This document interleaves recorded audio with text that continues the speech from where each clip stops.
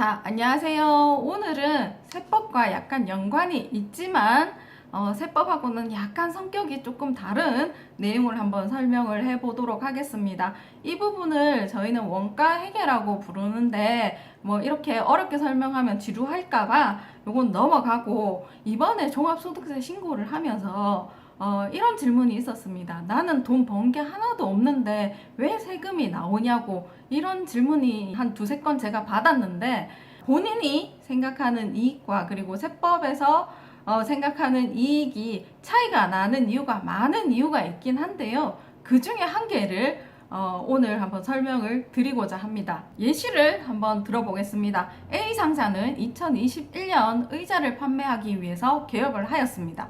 의자는 개당 10만원에 매입하여 개당 15만원에 판매하고요. 그 다음에 당일 의자 9개를 매입했고 6개를 판매를 했습니다. 자, 여기서 여러분들이 생각하는 이익을 한번 만들어 보겠습니다. 자, 몇 개 팔았죠? 6개 팔았잖아요. 6개 15만원에 팔았으니까 90만원 수입이 생겼겠죠. 그리고 여러분들이 9개를 10만원에 매입했으니까 90만원이 비용으로 나가게 됩니다. 자, 여기서 여러분들이 생각하는 이익은 0이 되겠죠. 하지만 세법에서 보는 이익은 여러분들이 생각하는 이익과 다르게 됩니다. 자, 보시게 되면은 수입은 똑같습니다. 6개 판매한 거는 똑같으니까는 6개 15만원에 판매해서 90만원이 되고요. 그 다음에 여기 비용은 조금 다른데 6개 판매했으니까 6개만 비용으로 본다. 이게 세법 기준이고 회계학 기준입니다.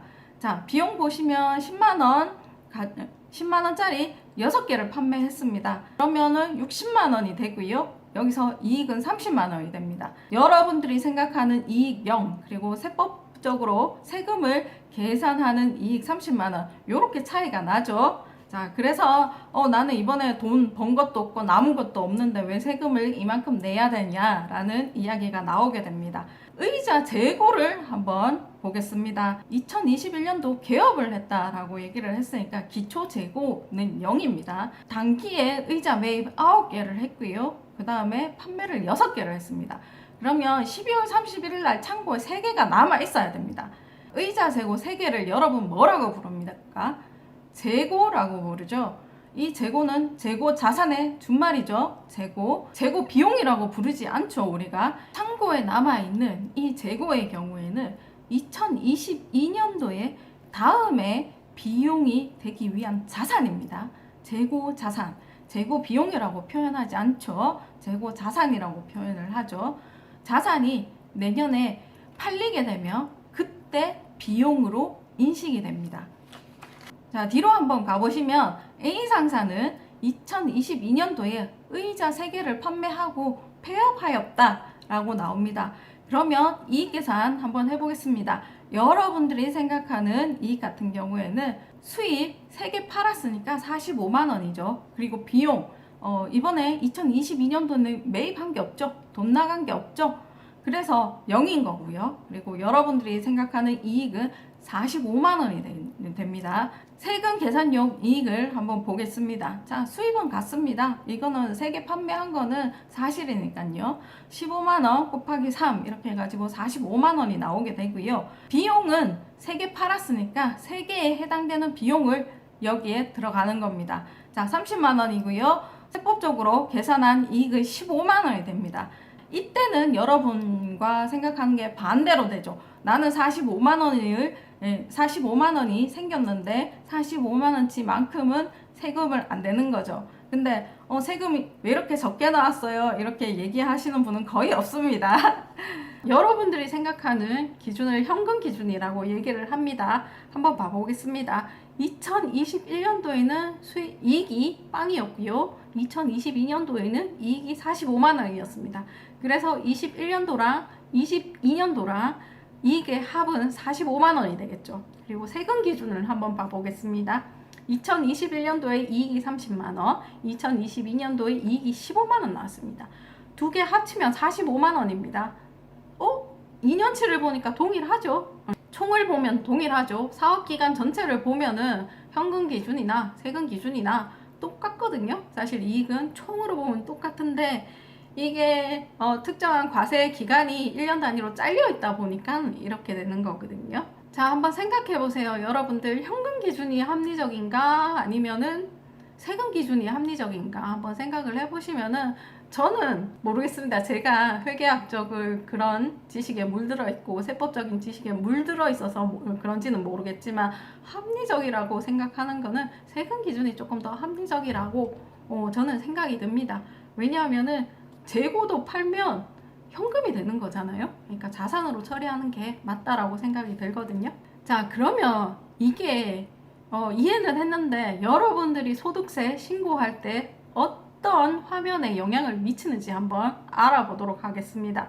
여기서부터가 더 궁금한 거죠, 여러분들은. 우리 세법에서는 수입에 직접적으로 대응하는 비용을 매출 원가라고 부르고 있습니다. 그러면 이 매출 원가는 여기서 의자 매입 비용이 됩니다. 직접적인 매출이 의자 판매 비용이 판매 수이기 때문에 여기에 직접 대응되는 비용은 의자 판매 비용이고요. 그 비용을 매출 원가라고 부르고 있습니다.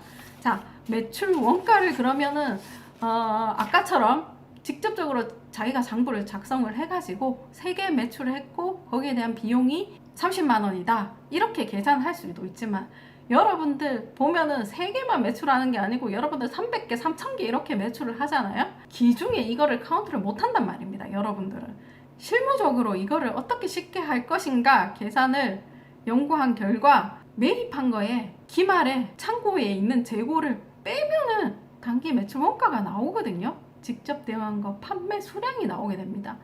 거기에 대해서 이제 내가 매입한 금액을 곱하게 되면 이제 매출 원가가 나오는 거게 됐죠. 한번 보시게 되면 만약에 기초 내가 원래 최초의 사업을 시작했다 그러면 기초는 0이죠. 그리고 매입을 9개 했습니다. 그리고 기말 재고 창고에 3개가 남아 있으니까 6개를 내가 판매한 게 됩니다. 그럼 6개에 대한 매입 비용은 60만 원이고요. 그러면 매출 원가는 60만 원이 되게 됩니다. 그리고 2기 연도에 매출 원가는 얼마입니까? 자, 보시면은 기초는 2021년도에 넘어온 재고를 기초 재고액이라고 얘기를 합니다. 그러면 이 기초액은 작년에 30만 원이었죠. 30만 원 그대로 있고 매입 없습니다. 그리고 기말 재고액 없습니다.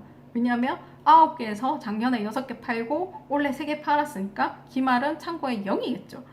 그러면 여기에 2022년도 매출 원가는 30만 원이 되게 됩니다. 이렇게 계산을 해도 된다라는 거죠. 물론 이론상이죠. 중간에 뭐 누가 도난을 당했다던가 아니면 쥐가 갉아먹었거나 뭐 유실되었거나 뭐 이런 경우도 있는데 그거는 예외적인 상황으로 하고 이렇게 계산이 된다라는 거죠. 그러면 이게 소득세와 무슨 상관이냐 한번 보시게 되면은 자, 이번에 소득세 신고하실 때 이 화면 보셨죠? 이거 총수익 금액 및 뭐 필요경비 명세서라는 곳인데 매출원가 입력하는 란이 있었습니다. 여기에 왜 기말 재고를 넣는지 기초 재고를 넣는지 그걸 또 궁금해 하시는 분들이 있어가지고 자, 이거를 설명하게 됐는데 한번 보시죠. 아까 설명했던 내용이랑 똑같은 내용이 여기 있습니다. 자, 매출원가 기초 재고액 나와 있죠. 단기 상품 매입액 또는 제조 비용이라고 나와 있습니다. 그냥 쉽게 매입액이라고 생각을 하시면 되겠죠. 자, 그리고 기말 재고액이 나와 있습니다. 똑같죠? 아까랑 아까 단기 2021년도 개업했으면 기초 재고액 0이죠. 단기 매입액 90만 원이었죠. 그리고 기말 재고액 30만 원이었죠. 그럼 60만 원이 여기 매출원가 17번에 60만 원이 여기 온다라고 생각을 하시면 되겠습니다. 똑같죠? 자, 이걸 그 단기에 매출에 직접 대응하는 원가를 찾기, 그러니까 비용을 찾기 위해서 요거를 넣어준다라고 생각을 하시면 되겠습니다. 도소매 같은 경우에는 쉬운데 이렇게 설명하기가 쉬운데 제조 같은 경우에는 조금 까다롭습니다. 그래서 웬만하면 제조에 있으신 분들은 기장사무실 쓰시고요. 자, 밑에 보시면 제조 비용이라고 나와 있는데 요것도 원리는 아까 도소매랑 똑같긴 한데 좀 기초 재고 원재료 재고도 있고요. 중간에 뭐 12월 31일 날짜로 딱 그 의자가 딱 만들어지는 것도 아니고 의자 만들다가만 제공품도 있을 거고요. 뭐 이런 문제 때문에 도소매보다 복잡한데 논리는 동일합니다. 이것도. 그래서 이런 화면이 홈택스에서 나오게 됩니다. 자, 오늘 이렇게 간단하게 해서 기존의 세법과는 조금 다른 원가 회계라는 부분을 알아봤는데, 이제는 이 동영상 보시고 내년에 5월에 신고할 때쯤이면 이게 왜 이 칸이 들어가 있는지 이제 알게 되겠죠. 매출 원가가 뭔지 이제 기억이 한번 나실 겁니다. 이 영상을 보시게 되면.